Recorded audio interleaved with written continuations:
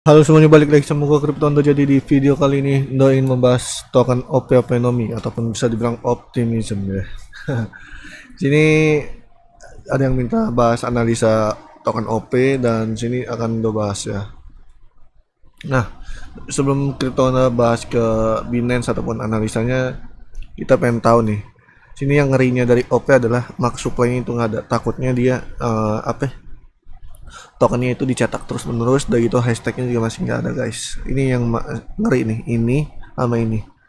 Tapi kalau untuk market dia sebenarnya udah masuk ke exchange besar ya, kayak Binance, KuCoin, Get.io, Coinbase, Binance As, OKX, Bybit. Cuman FTX sama si Kraken belum ya. Ini kalau misalkan kemungkinan kalau misalkan masuk FTX ini bisa udah lebih gawat guys, bisa jatuhnya udah kacau ya sebenarnya kalau udah masuk FTX, soalnya bos-bosnya kacau guys. Si apa kalau untuk market FTX, Binance, FTX itu udah kacau bos-bosnya ya. Nah, waktu itu Krypton tuh pernah bahas ya di video mana ya, OP nih ya.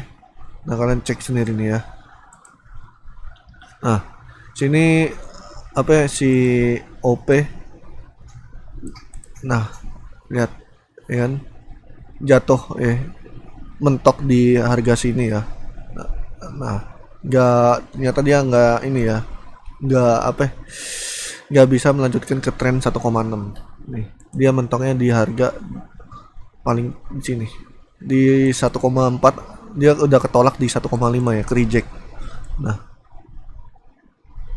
ke reject dia di 1,5 ya, nggak bisa masuk ke 1,6 dekat daerah sini nih, daerah sini dia nggak bisa. Nah, sini sesuai. Nah, begini. Nah, mentok. Nah, langsung turun lagi. Karena dia masih ngikut arus Bitcoin. Nah, ini paling banter, apa paling ngerinya untuk OP adalah di harga ini guys. 1, apa 0,6 sama ya di support sini. Paling ngerinya.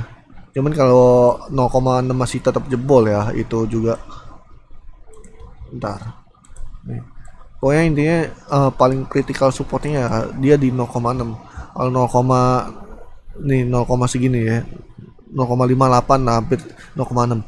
Kalau misalkan ini masih jebol juga, nah support ini yang bisa nih, dia bisa balik lagi ke support paling bawah yaitu 0,4 kalau ini jebol, kalau daerah ini jebol.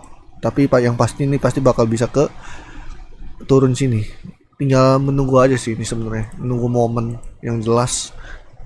Tapi nggak tahu nih ya, dia apa ya, kalau misalkan naik, kalau Bitcoin naik maksudnya dia masih ikut pergerakan Bitcoin atau dia tetap turun juga. Soalnya kan namanya altcoin pasti ngikut Bitcoin guys, nggak mungkin dia apa tiba-tiba ngucluk.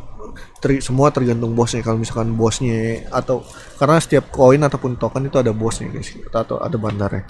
Kalau misalkan bandarnya mau naikin ya pasti ikut naik, kalau misalkan nurunin ya pasti ikut turunin ya. Contohnya ada aja sih kayak Flux waktu itu tiba-tiba naik, nah terus VT, terus XRP, semua itu kadang-kadang bisa naik. Naviro, semua itu ya tergantung bandarnya, tergantung bosnya, intinya itu ya guys ya. Yang jelas pasti dia mau masuk ke 1,5 dolar kemarin ke reject ya dari harga ini.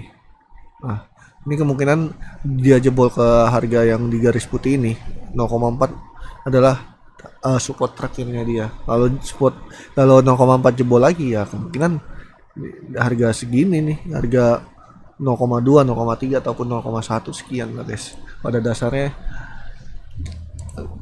dia masih mengikuti arah Bitcoin ya untuk si OP ini. Nah,